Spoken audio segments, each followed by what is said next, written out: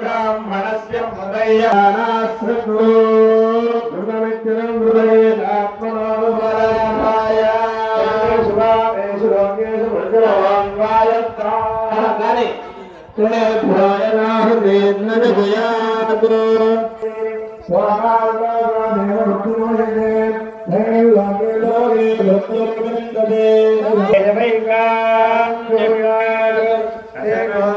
अमस्मै लोके मृत्युः असमया मृत्युरेव तमेवास्मिन् लोके वैर्ते भ्रूणहत्या हि तस्मात् यज्ञेभिर्यजयते अवृत्यर्वा अन्यो भ्रूणहत्याया इत्याहुः भ्रूणहत्या वावमृत्युर्ते भ्रूणहत्या हि स्वाहेत्यवृतावृतिञ्जते मृत्युमेवाहुत्या कर्मयित्वा परिपां यत्रा भूरग्नेभ्यः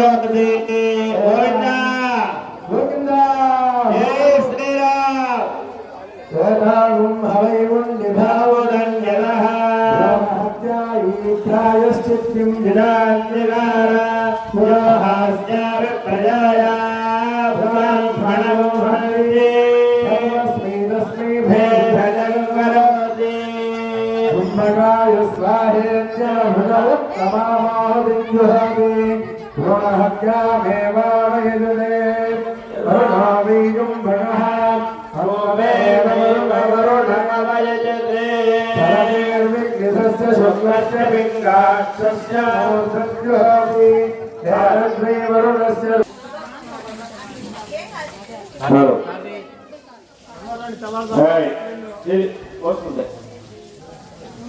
అందరినీ భక్తులందరికీ కూడా మనవి మన గ్రామంలో వేంచేయబోతూ ఉన్నటువంటి శ్రీ కోదండరామస్వామి వారి దేవాలయంలో ప్రతిష్టా మహోత్సవ కార్యక్రమంలో భాగంగా రెండవ రోజు రేపు కార్యక్రమ విషయాలు కూడా 2 మాటలు చెప్తారు.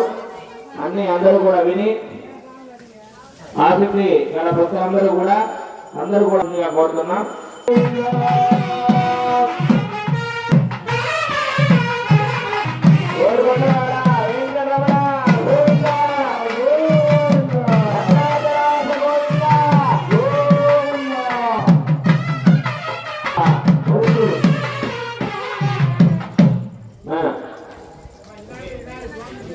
అటువంటి పత్రాలు కానీ ఏదైనా చెట్టంతా పాడి ఇవ్వకండి, చెట్టంతా తినవాకండి. ఒక 4 దళాలు తెస్తే చాలు.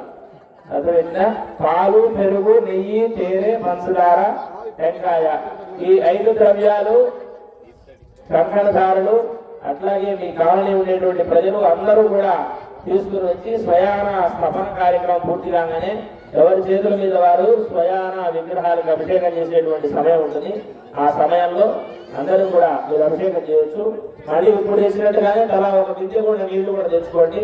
సుమారుగా 10:30 నుంచి 11 గంటల సమయంలో స్థపన కార్యక్రమం ఉంటుంది. కాబట్టి 3 రోజుల పాటు అట్టేటువంటి ఆడకుండా సంరక్షించేటువంటి బాధ్యత మనది. కాబట్టి ఇంత కార్యక్రమం చేసినప్పుడు దాంట్లో కుక్కలు కానీ ఏవి కూడా సంచరించకూడదు. శుభ్రంగా దాని చుట్టూ 4 పక్కల పెట్టడం. మీరు 9 మంది ఉన్నారనుకుంటారు దంపతులు.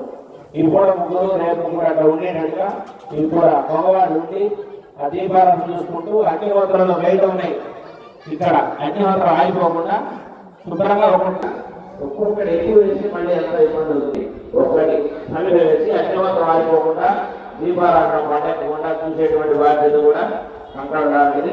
అవి కూడా చూసేయండి. అందరూ కూడా వచ్చి దేవాలయంలో ప్రసాదం జరుగుతుంది. అందరూ వచ్చి స్వామివారి ప్రసాదం తీసుకొని అందరూ అయిపోతే 9 గంటలుగా దేవాలయానికి 9 గంటల కార్యక్రమం ప్రారంభమైంది. ప్రసాదం తీసుకున్నారు. లేకపోతే ఈ ప్రసాదం రేపు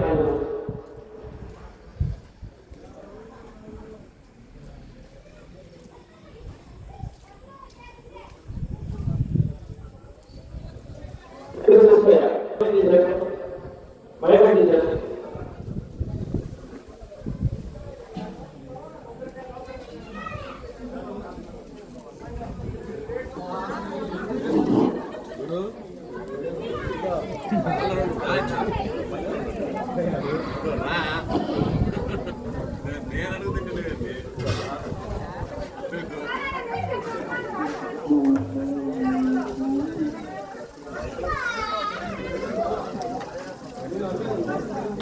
దేవుడు